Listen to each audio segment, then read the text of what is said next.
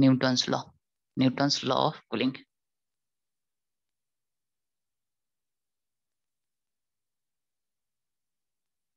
Newton's law of cooling, ठीक है। देखो न्यूटन्स लॉ था, यह लॉ वैलिड था जब टेम्परेचर, बॉडी का टेम्परेचर माइनस सराउंडिंग का टेम्परेचर जो डेल्टा टी हो जाए वो वेरी स्मॉल हो जाए, वेरी स्मॉल, ये उसके लिए वैलिड था, ठीक है। देखो स्टीफेंस क्या लॉ दिया था कि जो रेट ऑफ कूलिंग है dt by dt, rate of cooling क्या बताया था, यह minus sigma a e upon m s temperature of body minus temperature of surrounding के पावर 4, यह था फ्रॉम स्टीफेंस लॉ, हम लोग ये स्टीफेंस लॉ में पढ़े थे, ठीक है। और न्यूटन्स क्या बोला कि सपोज कर लो कि ये मेरा बॉडी है, टेम्परेचर है बॉडी का टीबी और सराउंडिंग का टेम्परेचर टीएस, ठीक। तो अगर if delta t, temperature of body minus temperature of surrounding को हम डेल्टा टी लिख देते हैं और ये दिस इज वेरी स्मॉल, तो यहाँ से टेम्परेचर ऑफ बॉडी क्या आ जाएगा, ts plus delta t temperature of surrounding. इसको दिस इज इक्वेशन 2 और इसको इक्वेशन 1 लेते हैं, ठीक। टेम्परेचर ऑफ, यहाँ से इक्वेशन 2 से इक्वेशन 1 में वैल्यू पुट करते हैं, तो यहाँ से क्या आ गया, dt by dt equal to minus sigma a e upon m s, ठीक। और यहाँ पे टेम्परेचर ऑफ बॉडी के जगह क्या लग देंगे, t s plus delta t के पावर 4 माइनस टी एस के पावर 4, ये आ गया, ठीक। देखो for a given body sigma a e m s सब क्या होगा, कांस्टेंट होगा, ठीक है। तो हम इस पूरे टर्म को कुछ कांस्टेंट लेके चलते हैं, ठीक है, या चलो ऐसे ही रहने दो। अब यहाँ से क्या लेंगे, minus sigma a E upon M S, यहाँ से क्या करते हैं हम लोग टी एस के पावर 4 कॉमन ले लेते हैं, ठीक है। टी एस के पावर 4 को क्या करते हैं, कॉमन ले लेते हैं, तो बाहर निकल जाएगा टी एस के पावर 4, अंदर क्या बचेगा 1 प्लस डेल्टा टी अपन टी एस के पावर 4 माइनस 1, ठीक, ये आ गया। अब देखो यहाँ पे चूंकि एक तो ऑलरेडी डेल्टा टी कम है और उसमें कुछ डेल्टा टी अपन टी एस करेंगे, this is very very less than 1, ठीक। इसका मतलब जब ऐसा कंडीशन आ जाए तो बाइनोमियल अप्रोक्सीमेशन लगा सकते हैं, अप्रोक्सीमेशन, ठीक है। यानी यहाँ पे बाइनोमियल अप्रोक्सीमेशन लगा सकते हैं और कब कितना ऑर्डर तक लगाएंगे, फर्स्ट ऑर्डर तक ही लगाएंगे, ठीक है, क्योंकि सेकेंड ऑर्डर वाला बहुत कम हो जाएगा। ये क्या आएगा, minus sigma A T s के पावर 4 अपॉन एम एस, और ये कितना हो जाएगा 1 plus 4 delta T upon T S minus 1, minus 1 से माइनस 1 कैंसिल, तो यहाँ से क्या आ गया, minus sigma A T s के पावर 4 अपॉन एम एस, और ये हो जाएगा 4 भी आ जाएगा और डेल्टा टी, ठीक। तो देखो गिवन बॉडी के लिए ये पूरा कांस्टेंट हो जाएगा, ये होल टर्म कांस्टेंट हो जाएगा, के यहाँ क्यू हो जाएगा।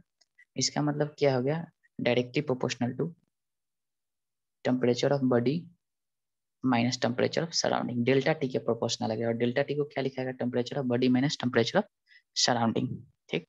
तो न्यूटन्स क्या बोला कि जो रेट ऑफ कूलिंग होता है that is directly proportional to temperature of body minus temperature of surrounding, इसी को न्यूटन्स ने दिया, अप्रोक्सीमेशन रिजल्ट दिया, अप्रोक्सीमेट रिजल्ट, ठीक है, हो गया। यही न्यूटन्स लॉ होता है कि जो रेट ऑफ कूलिंग जो होता है directly proportional to delta T, और लेकिन कब वैलिड है न्यूटन्स लॉ, जब टेम्परेचर डिफरेंस बहुत कम है, ठीक। अब यहाँ पे देखो, यहाँ पे 2-3 बातें याद रखना है, ठीक है, आगे बढ़े।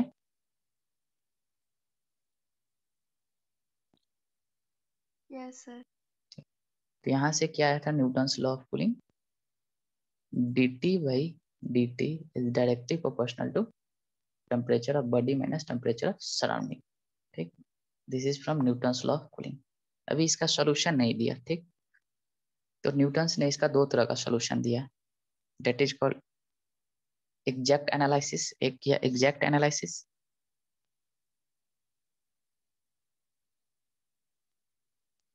या इसी को बोलते हैं इंस्टेंटेनियस। ठीक, इंस्टेंटेनियस, ठीक है। और एक को बोला एवरेज या अप्रोक्सीमेट एनालिसिस। एवरेज या अप्रोक्सीमेट एनालिसिस, ठीक है। दो तरह का एनालिसिस किया, ठीक। अब देखो दोनों कब कब करेंगे, ठीक है। कि अगर टेम्परेचर डेल्टा टी, मतलब इफ, याद रखना, if T minus T S यानी डेल्टा टी ग्रेटर हो जाए 30 डिग्री से, ठीक है, 30 डिग्री, इसका मतलब इसने एग्जैक्ट एनालिसिस किया, ठीक। अगर if delta T, T minus T S, delta T अगर लेस हो जाए 30 डिग्री से, इस तो उन्होंने एवरेज एनालिसिस किया,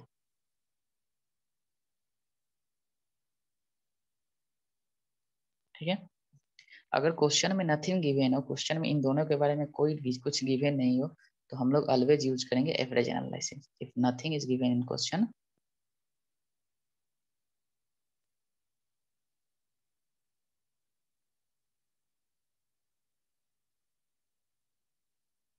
देन एवरेज एनालिसिस,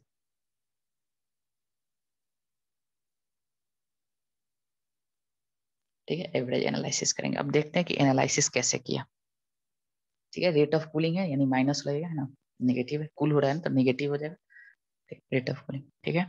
अब देखो सबसे पहले देखते हैं एग्जैक्ट एनालिसिस, एग्जैक्ट कैसे एनालिसिस किया, ठीक है।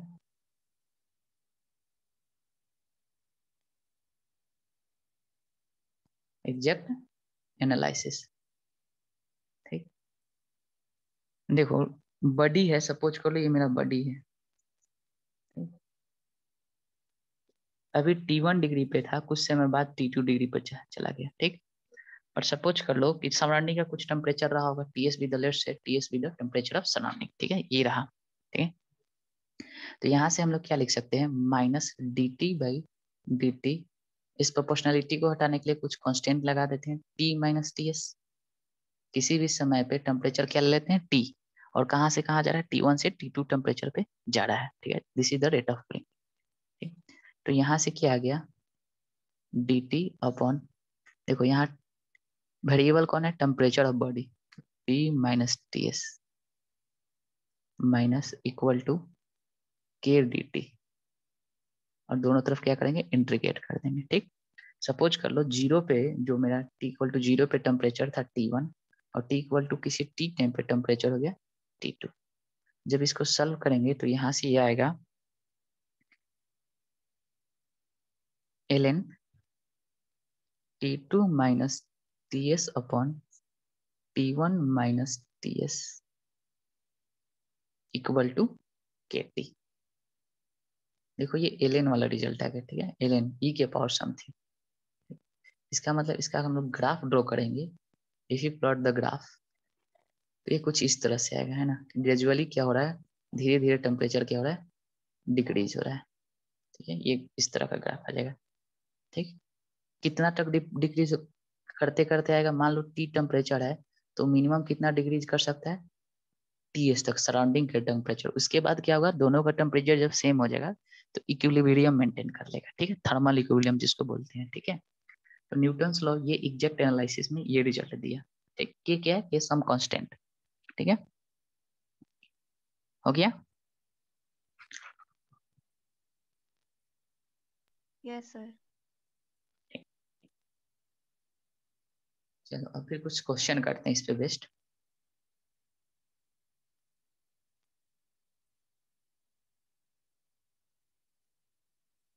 क्वेश्चन क्या है, सराउंडिंग का टेम्परेचर दे रखा है टीएस 20 डिग्री सेल्सियस दे रखा है, and body cool from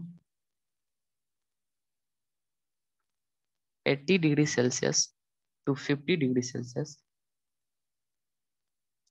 in 5 minute, in 5 minute 5 minute में 80 से 50 डिग्री जाता है। Then find the time taken to cool from 60 to 30 degree Celsius. Then find time taken to cool from 60 degree Celsius to 30 degree Celsius. ठीक, question में क्या दे रखा, जो body है उसका टेम्परेचर 80 से 50 डिग्री सेल्सियस 5 मिनट में जाता है, तो 60 से 30 डिग्री होने जाने में कितना समय लगेगा अगर सराउंडिंग का टेम्परेचर 20 डिग्री सेल्सियस है। ठीक है, चलो सोल्यूशन करते हैं। ठीक है, सराउंडिंग का टेम्परेचर कितना दे रखा है, 20 डिग्री सेल्सियस। ठीक, 80 डिग्री सेल्सियस से 60 डिग्री जाता है, सॉरी 50 डिग्री जाता है, तो टाइम कितना लगता है, 5 मिनट। हमको ले जाना है 60 डिग्री सेल्सियस से 30 डिग्री सेल्सियस, तो कितना टाइम लगेगा, एक टाइम कैलकुलेट करना है। लेट से ये T1 था, ये T2 था, इनिशियल टेम्परेचर और फाइनल टेम्परेचर। ठीक, तो हम देखो यहाँ पे डेल्टा टी देख लो, डेल्टा टी 80 - 20 करेंगे तो कितना से ज्यादा होगा, यहाँ पे 80 - 20 करके देखो, this is greater than 30 degree Celsius.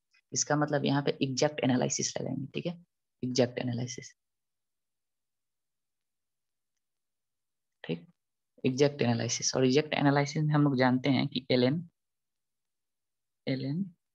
T2 - TS upon T1 - TS is equal to K times K into T, some constant time.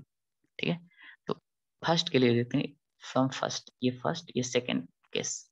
तो फर्स्ट केस से देखते हैं तो क्या था, ln T2 कितना है, 50।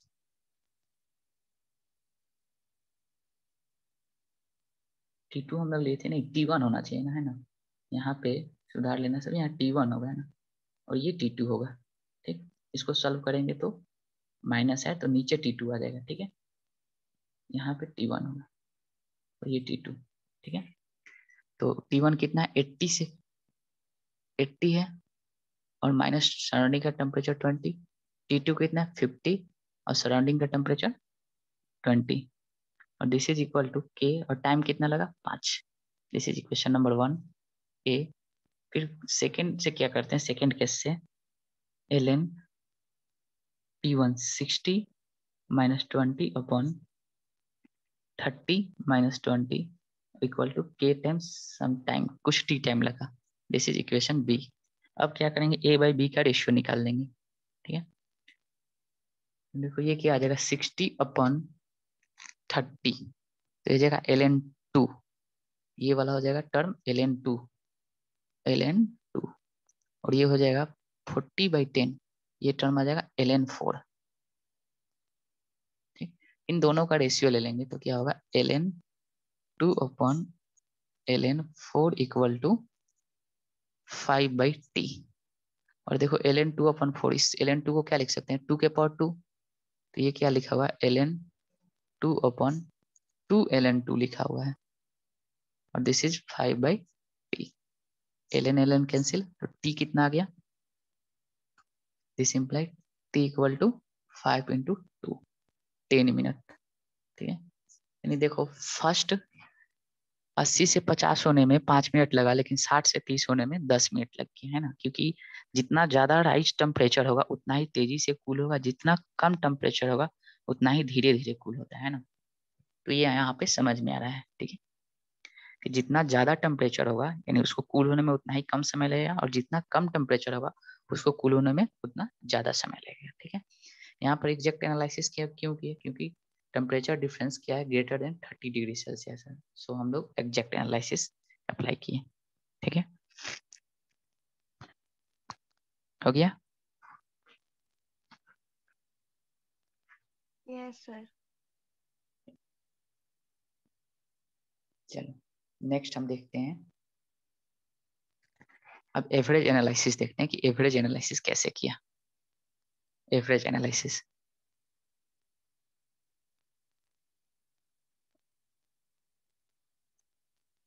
एवरेज एनालिसिस कब करते हैं, जब delta T less than 30 degree आ जाए, तब हम लोग क्या करते हैं, एवरेज एनालिसिस करते हैं। ठीक है, सपोज कर लो body cool from suppose body cool from T1 से T2 T1 से T2 at surrounding temperature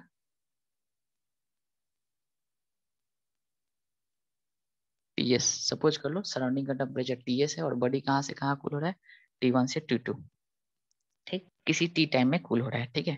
तो देखो फॉर एवरेज एनालिसिस पहले फर्स्ट 0 से T के लिए सपोज कर लो 0 से यहाँ से 0 से T टाइम में ऐसा हुआ, ठीक है।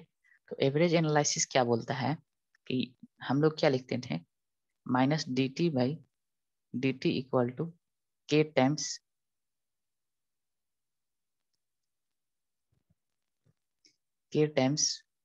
Temperature of body minus temperature of surrounding, ठीक। ये हम लोग एग्जैक्ट न्यूटन्स ने इक्वेशन लाया था, ठीक। तो इसको एवरेज कर दिया, ठीक है, एवरेज। और एवरेज में डेल्टा टी को क्या लिख दिया, dt को क्या लिख दिया delta T minus delta T अपन 0 से t के लिए, है ना। तो t हो जाएगा इक्वल टू k टाइम्स यहाँ पर जो बॉडी का टेम्परेचर लिया वो t एवरेज ले लिया माइनस ts। सिंपली ये किया। और t एवरेज क्या है,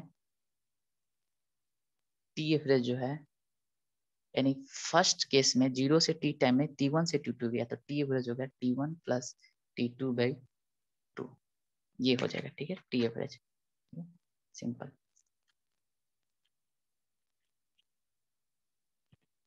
हो गया। तो यानी यहाँ से क्या आ जाएगा, इसको डेल्टा टी को क्या लिख सकते हैं minus T2 minus T1 upon 0 से t में गया है तो ये t हो जाएगा equal to k times T1 plus T2 by 2 minus temperature of surrounding, ठीक है।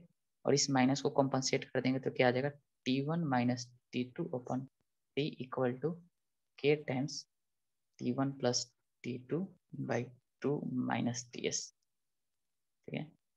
तो ये लिखा निकाला एवरेज एनालिसिस, ठीक है, इस तरह। और दिस इज वेरी इंपॉर्टेंट, ठीक है, दिस इज वेरी इंपॉर्टेंट, ठीक है, हो गया। Yes sir. अब जैसे देखो क्वेश्चन, हम लोग प्रीवियस क्वेश्चन को ही करते हैं, ठीक है। कि अगर मान लो कि सपोज कर लो कि मेरा कहाँ से 80 डिग्री सेल्सियस से 50 डिग्री सेल्सियस होता है 5 मिनट में, ठीक। प्रीवियस क्वेश्चन लिए थे। और सेकेंड केस था 60 डिग्री सेल्सियस से 30 डिग्री सेल्सियस होता है, कितनी 30 डिग्री सेल्सियस होने में टाइम कैलकुलेट करना था, ठीक।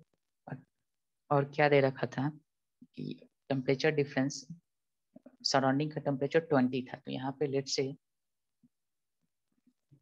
20 ही ले लो, सपोज कर लो 20 ले लो, 20 degree Celsius temperature of surrounding. और इसमें हम लोग अप्लाई करते हैं एवरेज एनालिसिस, ठीक है। जबकि average analysis small delta T जब स्मॉल हो तब अप्लाई करते हैं, स्मॉल जनरली क्वेश्चन में स्मॉल ही होता है। तो मान लो इसमें हम लोग अप्लाई करते हैं एवरेज एनालिसिस तो क्या रिजल्ट आता है,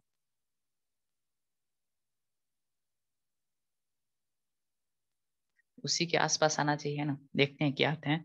तो केस फर्स्ट वन लो, केस फर्स्ट 80 से 50 गया तो क्या लिख सकते हैं 80 माइनस 50 अपॉन कितना टाइम में गया 5 equal to k times average ले लो 80 plus 50 80 plus 50 by 2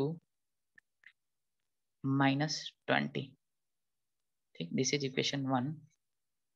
case second लो 60 से 30 गया कितना में t में 60 माइनस 30 upon t equal to k times 60 plus 30 by 2 minus 20, ठीक। जब इन दोनों को सॉल्व करेंगे तो हम लोग on solving T1 and T2 we get, sorry, equation 1 and equation 2 we get T equal to 9 minute. यानी ये देखो एवरेज किए तो 9 मिनट है, एग्जैक्ट किए तो 10 मिनट है, यानी दोनों से आंसर ऑलमोस्ट आसपास ही रहता है। बट अप्लाई कब करेंगे जब डेल्टा टी स्मॉल हो जाए देन इस सिचुएशन में हम लोग अप्लाई करेंगे, ठीक है, हो गया। Yes sir. चलो हम लोग थोड़ा सा देखते हैं सोलर कांस्टेंट के बारे में। सोलर कांस्टेंट क्या होता है? सोलर कांस्टेंट,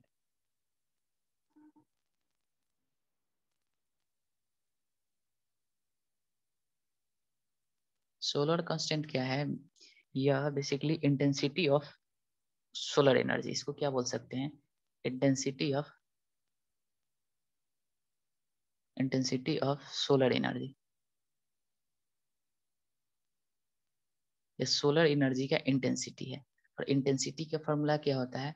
एनर्जी पर unit area per unit time, ठीक है। इसको लिख सकते हैं एनर्जी पर unit time power upon area भी लिख सकते हैं, ठीक है। ये याद होना चाहिए, इंटेंसिटी का फॉर्मूला क्या होता है? एनर्जी पर unit area per unit time, ठीक है। यह सोलर कांस्टेंट क्या बताता है कि अर्थ के ऊपर कितना अर्थ जो है किसी यूनिट एरिया में कितना सोलर एनर्जी को रिसीव करता है, ठीक है।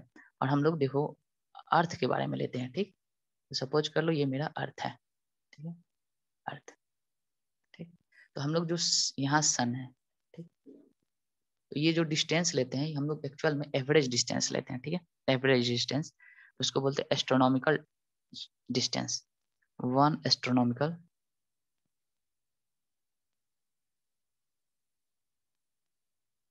डिस्टेंस, वन एस्ट्रोनॉमिकल डिस्टेंस जो होता है average distance between sun and earth, average distance between sun and earth, earth और सन के बीच एवरेज डिस्टेंस लेते हैं, ठीक है। देखो तो अगर देखो सन को हम लोग क्या कंसीडर किए थे? Sun is a perfectly black body, क्योंकि जो जितना अच्छा इमिटर होता है उतना ही अच्छा एब्जॉर्बर भी होता है। तो हम लोग सन के लिए ई कितना हो जाएगा? 1 फॉर सन, क्योंकि यह परफेक्टली ब्लैक बॉडी है, ब्लैक बॉडी, ठीक है। अब देखो पावर ऑफ सन, सन का पावर लिखना चाहें कि सन कितना पावर रेडिएट किया, यानी डी क्यू अपन डी टी लिखना चाहें, ठीक। दिस इज ऑल पावर, यही तो है पावर, एनर्जी पर टाइम। ये होगा सिग्मा ए ई टी के पावर 4, ये सन का पावर हो गया, ठीक है।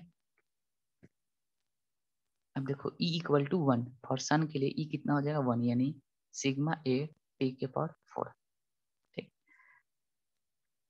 तो इसका मतलब क्या हुआ कि where A is the radius of किसका लेंगे?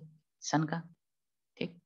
तो यानी कि इतना एनर्जी पूरा अर्थ पे गिरेगी, ठीक है, इतना एनर्जी पूरा अर्थ पे गिरेगी, ठीक है। तो जो यूनिट एरिया पे जो एनर्जी फॉल करता है that is called solar constant, यानी solar constant is solar energy incident per unit area per unit time at 1 astronomical distance from sun, ठीक है। इस यूनिट एरिया पे मान लो ये यूनिट एरिया ए है, इस यूनिट पे गिरने वाला जो सोलर एनर्जी का जो अमाउंट होगा that is called solar constant. यानी सपोज कर लो इसका रेडियस r है, ठीक है। तो एरिया कितना लिख लेंगे? 4πr², ठीक, क्योंकि स्फीयर का एक पार्ट होगा, ठीक। सपोज कर लो ए यूनिट एरिया पर गिरा, ठीक है। तो यहाँ से निकालेंगे तो ये s कितना आ जाएगा? सिग्मा ए टी के पावर 4 अपन 4πr², ठीक है। Where small r is the, देखो मान लो ये रेडियस ऑफ अर्थ हुआ, ठीक, इतना पोर्शन पे गिरा, इतना पोर्शन पे, ये वाला स्फेरिकल पार्ट पे। तो ये इसका एरिया लेंगे, जितना हम लोग को एरिया पे कैलकुलेट करना है इसका एरिया ले लेंगे। तो this is the solar constant, ठीक। सिंपल ये याद रखना कि solar constant is the energy of incident radiation, ठीक है। और यहाँ से ये पाया गया कि जो अर्थ का टेम्परेचर, सन का जो टेम्परेचर होता है सरफेस का, वह 5800 केल्विन के अप्रॉक्स होता है, ठीक है। ये थोड़ा सा जो भी है कैलकुलेशन किया गया, ठीक है। ये यहाँ से आया सोलर रेडिएशन से, क्योंकि हम लोग को इंटेंसिटी पता होता है कि अर्थ पे कितना गिर रहा है, ठीक। तो यहाँ से हम लोग पता कर लिए कि ये इतना हुआ, बट एक्चुअल में जो अर्थ का सरफेस का टेम्परेचर है ऑलमोस्ट 65 डिग्री सेल्सियस केल्विन के आसपास होता है, ठीक है। हो गया। और सिंपल याद रखना, इसका यूनिट ध्यान रखना, इसका एग्जाम में यूनिट पूछता है, यूनिट। तो यूनिट क्या हो जाएगा इसका, जो इंटेंसिटी का यूनिट हो जाएगा वही इसका यूनिट हो जाएगा, एनर्जी पर unit area, per unit time या पावर अपॉन एरिया, यही यूनिट। यूनिट एंड डायमेंशन इसका याद रखना है, ठीक है, डायमेंशन। ठीक हो गया। Yes sir. चलो नेक्स्ट देखते हैं, last, wings law, wings displacement law,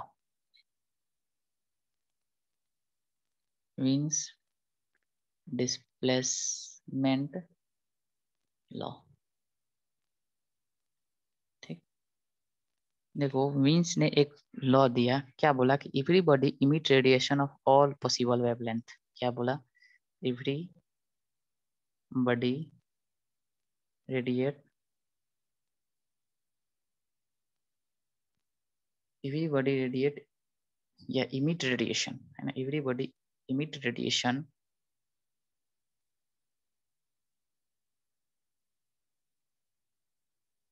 of all possible wavelength.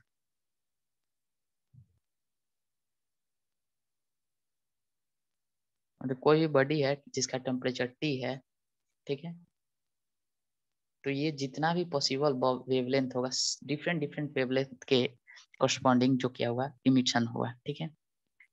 When heated and intensity of radiation, अब जब इसको हीट किया गया तो क्या देखा गया कि जो इंटेंसिटी ऑफ रेडिएशन था उसका वेवलेंथ जो था वो डिफरेंट डिफरेंट था, but for a particular wavelength, क्या बोला, but for a particular wavelength, particular wavelength के करस्पॉन्डिंग जो इमिसिव पावर था, स्पेक्ट्रल इमिसिव पावर, स्पेक्ट्रल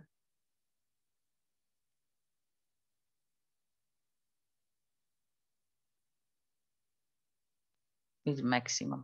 ठीक, स्पेक्ट्रल इमिसिव पावर क्या था, वो मैक्सिमम था। स्पेक्ट्रल कहने का मतलब क्या हुआ, किसी पर्टिकुलर वेवलेंथ के करस्पॉन्डिंग जो इमिसिव पावर होगा, that is called spectral emissive power.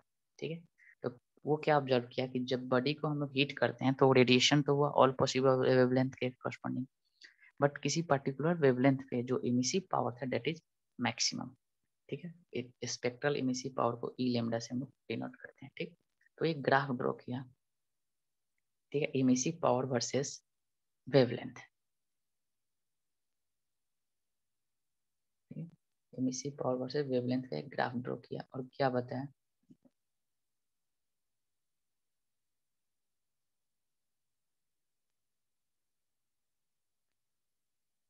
इस पे इमिसिव पावर रखा और इस पे वेवलेंथ रखा। ठीक, तो क्या देखा कि जैसे जैसे हम लोग टेम्परेचर बढ़ाते हैं, ठीक है, फर्स्ट ग्राफ ड्रॉ किया किसी टी टेम्परेचर पे, तो कुछ इस तरह का ग्राफ आया। ठीक, T1 पे फिर टेम्परेचर राइज किया और इसके corresponding that is lambda max, इसको 1 ले लो, फिर टेम्परेचर बढ़ाया तो कुछ इसका लेमडा मैक्स जो है घट गया, टेम्परेचर T2 राइज किया, फिर और टेम्परेचर बढ़ाया तो फिर इसका लेमडा मैक्स घट गया। ठीक, तो क्या देखा, जो कि मैक्सिमम वेवलेंथ के कॉरस्पॉन्डिंग जो जो रेडिएशन हो रहा है वो इनवर्सली प्रोपोर्शनल टू टेम्परेचर है। टेम्परेचर बढ़ाता है तो लेमडा मैक्स क्या होता है, घट जाता है। यहाँ से बोला lambda max inversely proportional to temperature. ठीक है, इनवर्सली प्रोपोर्शनल टू टेम्परेचर, तो यहाँ से इस प्रोपोर्शनलिटी को हटाने के लिए कांस्टेंट लिया गया, तो lambda max into T equal to इस कांस्टेंट को बी बोला गया, दैट इज विंग्स कांस्टेंट। ठीक, और बी का वैल्यू होता है 2.88 इंटू 10 के पावर -3। ठीक है, तो ये किसी भी पर्टिकुलर बॉडी के लिए ये कांस्टेंट होता है। ठीक, यानी यहाँ से क्या बोल सकते हैं, जो मैक्सिमम लेमडा होगा वेवलेंथ वो एब्सोल्यूट टेम्परेचर के इनवर्स प्रोपोर्शनल होगा। ठीक है, यही विंग्स लॉ था। ठीक है, हो गया, समझ में आया। Yes sir. ठीक है, चलो तो इस तरह तुम लोगों का हीट ट्रांसफर वाला टॉपिक खत्म हो गया। ठीक, फिर नेक्स्ट में हम लोग डिस्कस करेंगे KTG, kinetic theory of gas. ठीक है, हो गया, चलो यस सर। चलो फिर नेक्स्ट में हम लोग इवनिंग वाले में हम लोग रात में देखेंगे, 10-15 में फिर रेडी रहना, हम लोग KTG स्टार्ट करेंगे, ठीक है। चलो, थैंक यू।